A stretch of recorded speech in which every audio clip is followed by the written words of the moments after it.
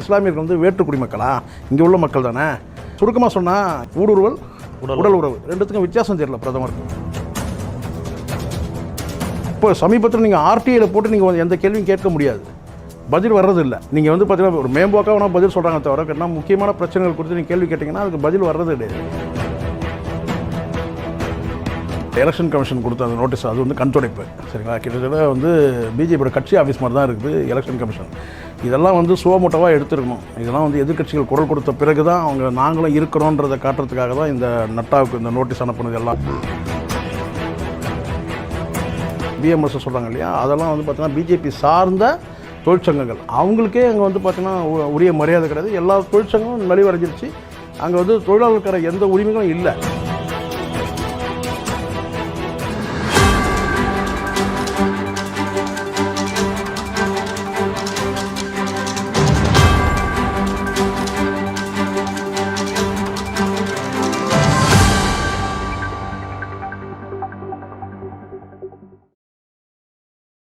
S3 studios நேயர்களுக்கு வணக்கம். இன்றைய நேர்காணலில் சிறப்பு விருந்தினராக பங்கேற்பவர் திரு ஷேக்வாரா ஜெய்சங்கர் அவர்கள். வணக்கம் சார். வணக்கம்.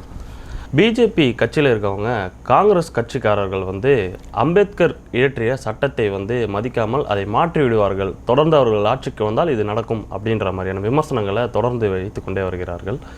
என்ன காரணம் சார் திடீர்னு அம்பேத்கர் மீதான பாசம் அவர்களுக்கு வருவதற்கு? அது இரண்டு கட்சிகளுமே சொல்கிறேன், காங்கிரஸாக இருக்கட்டும் பிஜேபி, இரண்டு தேசிய கட்சிகளுமே வந்து அம்பேத்கர் சட்டத்தை வந்து நீர்த்து போகிற மாதிரி பல நடவடிக்கைகள் எடுத்துருக்கிறாங்க. அதில் ரெண்டு பேருக்குமே வந்து இதை சொல்கிறதுக்கு தகுதி இல்லைன்றது தான் என்னோடய பார்வை. கடந்த காலத்தும் சரி, அது பிஜேபி காங்கிரஸ் வந்து 50 ஆண்டு காலம், அதுக்கு பிறகு இவங்க வந்து கிட்டத்தட்ட ஒரு 15 ஆண்டு காலம் ஆண்டால் கூட ரெண்டு தரப்புலையுமே வந்து அவருடைய சட்டத்தை வந்து நீர்த்து போகிற மாதிரி தான் செஞ்சுருக்கிறாங்க. இதுதான் உண்மை. தமிழக தேர்தல் முடிவுக்கு பிறகு மற்ற மாநிலங்களில் பாஜக அரசு தேர்தல் பிரச்சாரங்களுக்காக செல்வதை காண முடிகிறது. அதில் தொடர்ந்து வெறுப்பு பிரச்சாரங்களை அவர்கள் வைத்து கொண்டே வருகிறார்கள்.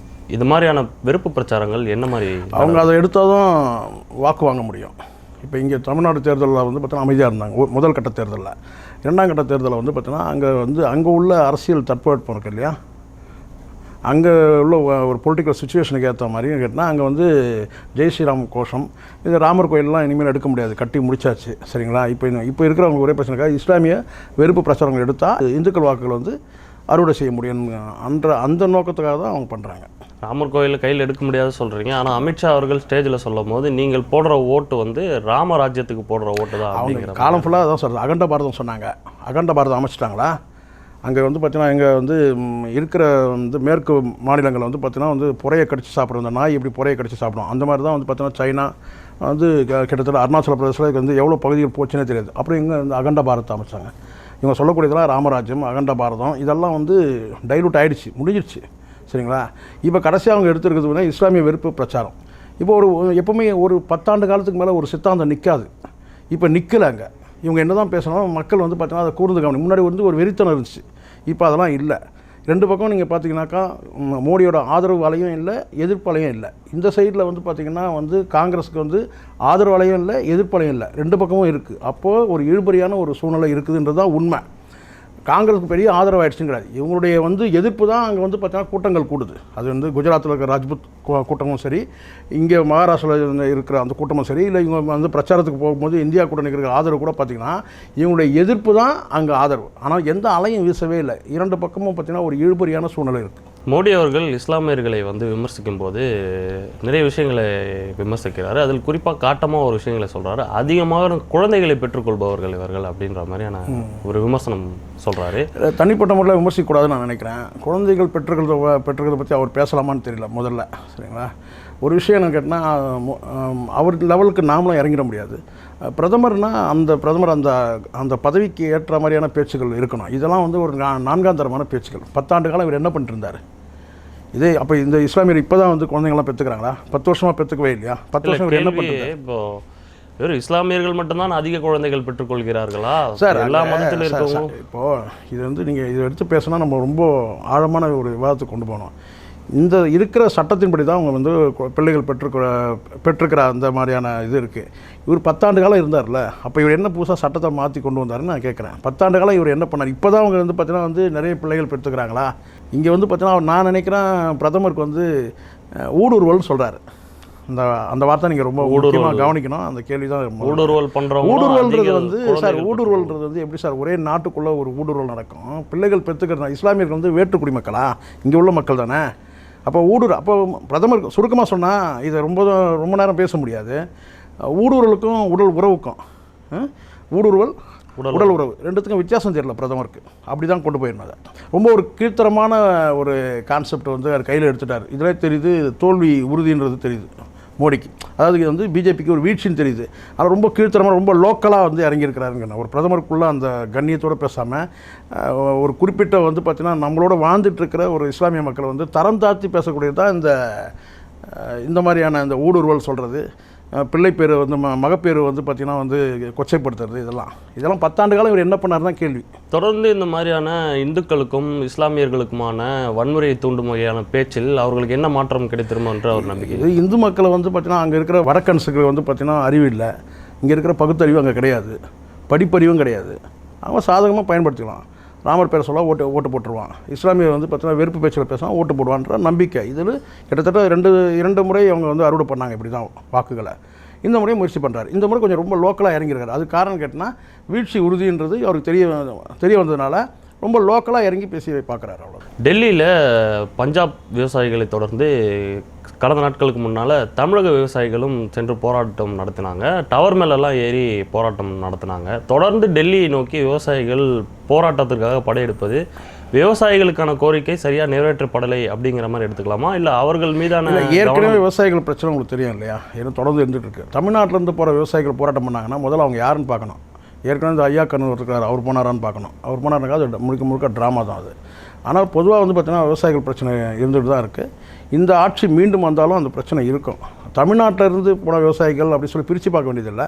ஆனால் ஐயா கண்ணு போயிருந்தாருன்னா அவர் வந்து அவர்கிட்ட ஒரு பி டீம், அவர் பிஜேபியோட பி டீம். ஐயா கண்ணு தெரியும் இல்லையா உங்களுக்கு? ஏற்கனவே வந்து போய் நிர்வாண போராட்டம் நடத்துவார் இல்லையா? அவர் வந்து கிட்டத்தட்ட பி டீம். அதுக்கப்புறம் அவர் ஆஃப் ஆகிட்டார். அரசியலுக்காக பண்ணார் அவர். ஆனால் அரசியல் கலப்பு இல்லாமல் ஒரு போராட்டம் நடந்தால், அந்த போராட்டம் உணர்வுபூர்வ போராட்டமாக இருந்தால் அந்த போராட்டத்தை வந்து நம்ம ஆதரிக்கணும்.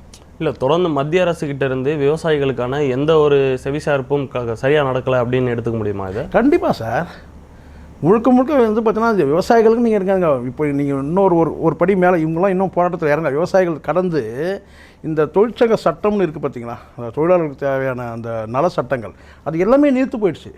அதனால தான் நான் திரும்ப சொல்லணும் கேட்டால், நீங்கள் முதல் கேட்ட கேள்விக்கு வந்துருங்க. அம்பேத்கர் கொண்டு வந்த பல சட்டங்கள் நீர்த்து போனது காரணம் குறிப்பாக நீங்கள் வந்து இப்போ சமீபத்தில் நீங்கள் ஆர்டிஐயில் போட்டு நீங்கள் எந்த கேள்வியும் கேட்க முடியாது, பதில் வர்றதில்லை. நீங்கள் வந்து பார்த்தீங்கன்னா ஒரு மேம்போக்காக வேணால் பதில் சொல்கிறாங்க தவிர கேட்டால் முக்கியமான பிரச்சனைகள் குறித்து நீங்கள் கேள்வி கேட்டிங்கன்னா அதுக்கு பதில் வர்றது கிடையாது. அப்போ எல்லா சட்டங்களும் போயிடுச்சு. விவசாய சட்டம் நல சட்டம் மட்டும் பார்க்காதீங்க. நீங்கள் தொழிலாளர் நல சட்டமும் கிடையாது, தொழிற்சங்க சட்டமும் கிடையாது, தொழிற்சங்கங்களே இல்லை. இன்னும் சொல்லப்போனால் நீங்கள் ஏதோ கம்யூனிஸ்டுகள் வீழ்ச்சி அடைஞ்சதுனால தான் நீங்கள் நினைக்காதீங்க. இந்த பிஜேபி வந்து பண்ணதே இன்னும் சொல்லப்போனால் பாரதிய மஸ்தூர் சங் இதெல்லாம் அவங்கக்கிட்ட இருக்குது. பாரதிய பிஎம்எஸ் சொல்கிறாங்க இல்லையா? அதெல்லாம் வந்து பார்த்திங்கன்னா பிஜேபி சார்ந்த தொழிற்சங்கங்கள். அவங்களுக்கே அங்கே வந்து பார்த்திங்கன்னா உரிய மரியாதை கிடையாது. எல்லா தொழிற்சங்கமும் நலிவடைஞ்சிருச்சு. அங்கே வந்து தொழிலாளர்களுக்கான எந்த உரிமைகளும் இல்லை. சரிங்களா? அதனால் முழுக்க 2 முதலாளிகள் கிட்ட தான் இருக்குது. அம்பானிக்கிட்டேயும் அதானிக்கிட்டேயும் அவங்கக்கிட்ட தான் போய் பிச்சை எடுக்கிற நிலைமையில் தான் இருக்குது. இங்கே தொழிற்சங்க சட்டமே கிடையாது. அப்படி இருக்கும்போது விவசாய சட்டம் மட்டும் கிடையாது, தொழிற்சங்க சட்டமும் எல்லாமே நீர்த்து போச்சு இந்த 10 ஆண்டு கால பிஜேபி ஆட்சியில். விசிக தலைவர் திருமாவளவன் அவர்கள் கர்நாடக தேர்தலில் காங்கிரஸுக்கு ஆதரவு தெரிவிப்பதற்காக டி.கே. சிவகுமார் அவர்களை சந்திப்பதற்காக அங்கே சென்றிருக்கிறார். அங்கு சென்று அவரிடம் ஒரு கேள்வி கேட்கப்பட்டது. தமிழகத்தில் தண்ணி தராததுக்கு உங்கள் நிலைப்பாடு என்னன்னு தெரியும், கர்நாடகாவிற்கு தண்ணீர் வழங்குவதிலிருந்து உங்கள் நிலைப்பாடு என்ன அப்படின்னு கேட்டதுக்கு அவர் வந்து இங்கே இருக்க சூழலுக்கு ஏற்ற மாதிரியான எங்கள் இயக்கம் வேலை செய்யும் அப்படிங்கிற மாதிரி சொல்ல வர்றாரு. என்ன சூழல் சார்? அங்கே வந்து தண்ணி கொடுக்கக்கூடாதுங்கிற திருமாவளவன் அவர்கள் வந்து என்ன சொல்ல வர்றாருன்னா, நாங்கள் வந்து தேசிய கட்சி ஆகிட்டோம் அப்படின்னு சொல்ல வர்றாரு. தேசிய கட்சிகள் தான் இப்படி சொல்லுவாங்க. இங்கே தமிழ்நாட்டில் இருக்கிற வந்து பிஜேபி ஒரு கேள்வி கேட்டிங்கன்னா, இந்த மாதிரி கர்நாடகாவில் இந்த மாதிரி ஒரு பிரச்சனை நமக்கு இருக்குது அப்படின்னு சொல்லி கேட்டிங்கன்னா, இல்லை அது வந்து பார்த்திங்கன்னா அங்கே உள்ள கட்சி அவங்களோட நிலைப்பாடு, நம்ம கட்சியோட இங்கே உள்ள மாநில கட்சியோட நிலைப்பாடு வேறு அப்படின்னு சொல்லுவாங்க. அந்த மாதிரி காங்கிரஸும் அதே தான். சரிங்களா? இப்போ இவர் வந்து இங்கேருந்து போய் வந்து ஒரு கட்சிக்கு ஆதரவு தெரிவிக்கிறான்னு கேட்டால், அவங்க வந்து ஏற்கனவே சொன்ன அந்த வார்த்தை அப்படியே இருக்குது. ஒரு சொட்டு நீர் கூட தரமாட்டோம்னு சொல்லிட்டாங்க. அதை மேகதாது அணை பிரச்சனையும் பற்றி வலிமையாக பேசிகிட்டு இருக்கிறாங்க. இப்படி இருக்க சொன்னால இவர் இங்கேருந்து போய் அங்கே வந்து பத்திரிகையாளர் கூட்டத்தை கேட்கும்போது கேட்டால், தமிழ்நாட்டில் உள்ள விசிகா வந்து ஒரு தண்ணீர் கேட்டு போராடும் போது இங்கே உள்ள விசிகாவோட நிலைமை என்னன்னு கேட்டால், இந்த மாநிலத்தில் உள்ள பிரச்சனைக்கு ஏற்ற மாதிரி அவங்க சூழ்நிலைக்கு ஏற்ற மாதிரி பேசுவாங்கன்னு சொல்லிட்டு ஒரு குழன்னு பதில் சொல்கிறாரு. தெரிய வருது. அப்போ இது வந்து என்ன சொல்ல கேட்டால், நாங்களும் வந்து பார்த்தீங்கன்னா தேசிய கட்சிகள் மாதிரி நாங்களும் ஒரு நிலைப்பாடு எடுத்துட்டோன்றது தான் அவர் சொல்கிறது. இது வந்து பார்த்தீங்கன்னா ரொம்ப மோசமான ஒரு அசிங்கமான ஒரு அரசியல் தான் நான் பார்க்குறேன். திருமாவளவன் போன்ற வந்து ஒரு போராளின்ற அந்த அடையாளத்தோடு வந்த தலைவர்கள்லாம் வந்து இப்போ எப்படி ஆயிட்டாங்கன்னு பாருங்கள். இப்போ விடுதலை சிறுத்தைகள் எப்படி ஆயிடுச்சுன்னு கேட்டால், அண்ணன் சொல்கிற பாணியில் சொன்னேன்னு கேட்டால், விடுதலை சிறுத்தைகள் இதுவுமே வந்து பார்த்தீங்கன்னா வந்து காட்டில் இருக்க சிறுத்தைகள் மாதிரி இல்லை, சர்க்கஸ் சிறுத்தை ஆகிட்டாங்க. சர்க்கஸ் சிறுத்தை தெரியும் இல்லையா? சர்க்கஸ் சிறுத்தை கேட்டால் எப்படி வேணாலும் வளைஞ்சு ஓடும். அப்படி தான் இருக்குது அவர் சொல்ல கேட்டால். சிறுத்தைகள் வந்து வீரியத்தோடு இல்லை, வீரத்தோடு இல்லை, சர்க்கஸ் சிறுத்தைகள் ஆகிட்டாங்க. அப்படி தான் இருக்குது. இங்கே உள்ளவங்க வந்து பார்த்தீங்கன்னா தண்ணி கேட்டு போராடுவாங்க, அங்கே வந்து தண்ணி கொடுக்கக்கூடாதுன்னு போராடுவாங்க. இது என்ன மாதிரியான நிலைப்பாடு? இங்கே இருக்கிற விசிகா வந்து பார்த்தீங்கன்னா தண்ணி கேட்டு போராடும், அங்கே இருக்கிற விசிகா வந்து கேட்டால் தண்ணி கொடுக்காதீங்கன்னு சொல்லி போராடும். அப்படி நம்ம எடுத்துக்க வேணாம்ல சார். இப்போ சுமூகமாக ஒரு பேசி அதற்கான ஒரு முடிவை சுமூகமாக சார் இந்த தான் இங்கே தான் எடுத்துக்கலாம். இல்லை இங்கே தான் இந்த ஈயம் பூசின மாதிரி பூசாத மாதிரி இருக்குது. ஒரு நிலைப்பாடு ஒரு அரசியல் கட்சிக்கு முதல்ல தெளிவு தேவை. ஒரே கேள்வி தான் கேட்டால், ஒரு சொட்டு தண்ணீர் கூட தரமாட்டேன்னு சொல்லுது காங்கிரஸ். விசிகா தண்ணி கேட்டு இங்கே போராடுது, அங்கே உள்ள விசிகாவுடைய நிலை என்னன்னு கேட்டாங்க. பெங்களூரில் கர்நாடகாவில் உள்ள விசிகா வந்து என்ன மாதிரி நிலைப்பாடு எடுக்கணும்? அப்போ அதுக்கு என்ன சொல்லணும் கேட்டால், இல்லைங்க தண்ணி கொடுக்க சொல்லி போராடுவாங்க அப்படின்னு சொன்னால் கரெக்ட். இல்லை சார், கூட்டணியில் இருக்காங்க. அப்போ நீங்களும் அரசியல் தானே பண்ணுறீங்க. இப்போ மக்கள் பிரச்சனை உங்களுக்கு பெருசு கிடையாது, உங்களுக்கு அரசியல் தான் பிரச்சனை. அப்படியே நீங்கள் அங்கே வந்து பார்த்தீங்கன்னா எலெக்ஷனில் நின்று கண்டெஸ்ட் பண்ணி ஆட்சி அமைச்சிருங்க. இங்கேயே உங்கள் பொழப்பு 2 சீட்டுக்கு மேலே எகிரல. இந்த ஒரு பாட்டு ஒன்று இருக்குல்ல, என்ன மானமுள்ள பெண்ணுன்னு மதுரையில் கேட்டாங்க, மாயவரத்தில் கேட்டாங்க, அந்த மன்னார்குடியில் கேட்டாங்கன்னு ஒரு பாட்டு இருக்குது. அப்படி தான் இருக்குது. உங்களுக்கு இங்கேயே 2 சீட்டு தான். இந்த 2 சீட்டுக்கே இங்கே வந்து பார்த்தீங்கன்னா திராவிட கட்சிகளை வந்து பார்த்தீங்கன்னா வந்து எல்லா வேலையும் செஞ்சால் தான் வந்து உங்களுக்கு வந்து 2 சீட்டு கிடைக்கும். அப்படி இருக்குது, சரிங்களா? அதனால தான் நீங்கள் பல பிரச்சனைகளை வந்து பார்த்தீங்கன்னா நீங்கள் கண்ணு காணாமல் போனதே.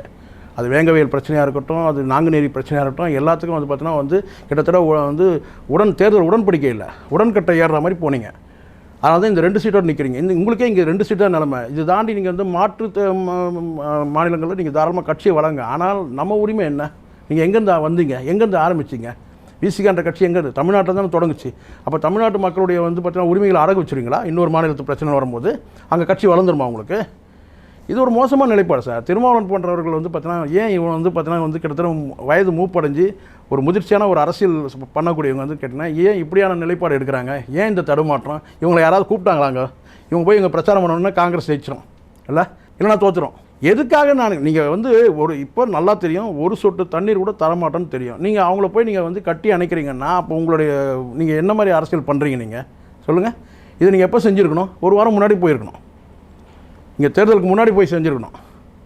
இப்போ புரியுதுங்களா? இப்போ வந்து மக்கள் வந்து பார்த்தீங்கன்னா என்ன தான் இருந்தாலும், அதனால தான் நான் மீண்டும் சொன்ன கேட்டேன்னா, விசிகான்றது வந்து அந்த விடுதலை சிறுத்தைகள் வந்து பார்த்திங்கன்னா சர்க்கஸ் சிறுத்தை ஆகிட்டாங்க. அவ்வளோதான் சொல்ல முடியும். பிரதமர் மோடி அவர்களுடைய பிரச்சாரம் வந்து உடன்பாடு இல்லை அப்படின்னு சொல்லிட்டு அங்கே அந்த அணியில் இருக்கக்கூடிய சிறுபான்மை அணியின் தலைவர் உஸ்மான் அவர்கள் வந்து அதிருப்தி தெரிவிச்சிருந்தார். அவரை வந்து அதிரடியாக கட்சியை விட்டு நீக்கம் பண்ணி கட்சி தலைமை வந்து நடவடிக்கை எடுத்திருக்கு. இந்த நடவடிக்கை எப்படி பார்க்குறீங்க? இவங்க வேறு என்ன செய்ய முடியும்? அங்கே முதல்ல வந்து இஸ்லாமியர்கள் போய் அந்த கட்சியில் சேர்ந்ததே முதல் தவறு. சேர்ந்துருக்கூடாது. இங்கே கூட இங்கே வேலூரில் கூட ஒரு பாய் இருக்கிறார், தெரியும் நினைக்கிறேன் உங்களுக்கு, புரியுங்களா? இன்னும் கூட அந்த பாய் மானத்தோடு சுற்றிட்டு இருக்கிறான். புரியுதுங்களா நான் சொல்கிறது? இதுக்கு மேலே இப்போ பேசணும்ல, இந்த வேலூரில் இருக்கிற அந்த பாய் பேசணுமா இல்லையா? பேசணும்ல. கொஞ்சமாச்சும் மான உணர்வு வேணும் சார். சிறுபான்மையினர் வந்து அதுவும் குறிப்பாக இஸ்லாமியர்கள் வந்து பார்த்தீங்கன்னா பிள்ளை பேருனால தான், இங்கே பிள்ளை பேருன்றது ஊடுருவல்னு பேசும்போது இங்கே இருக்கிற ஒரு பாய் வந்து பார்த்தீங்கன்னா மான இனம் விட்டுட்டு இருக்கிறாரு, அங்கே உள்ள ஒரு பாய் ஒருத்த மானம் இருக்குது, அவன் எதிர்ப்பு தெரிவிச்சிருக்கிறான். அப்படி தான் நம்ம எடுத்துக்கணும். இல்லை, சொந்த கட்சியை சார்ந்தவர்களே இவங்களால வேறு என்ன செய்ய முடியும்? தெரிவிக்க முடியாத நிலை தான். அதான் சார், இவங்க சர்வாதிகார ஆட்சி அப்படி தான் செய்வாங்க. கட்சியை விட்டு நீக்குவாங்க, வேறு என்ன செய்ய முடியும்? இதான் பண்ணணும். இந்த நேரத்தில் எதிர்ப்பு தெரிவிக்கணுன்ற நான். ஆனால் தமிழ்நாட்டிலையும் ஒரு பாய் இருக்கிறாரு, அவரை சுற்றி வந்து பார்த்தீங்கன்னா பாதுகாப்பு வளையத்தோடு போயிட்டு வந்துட்டு இருக்கிறாரு. இப்போ வாய் திறந்து பேசணுமா இல்லை? இதையும் தாண்டி அந்த இருக்கிறாருன்னா அவர் வந்து பார்த்தீங்கன்னா என்ன மாதிரி நம்ம என்ன மாதிரி விமர்சனம் பண்ண முடியும்? சொல்லுங்கள். மான உணர்வு இல்லைன்னு தான் சொல்ல முடியும்.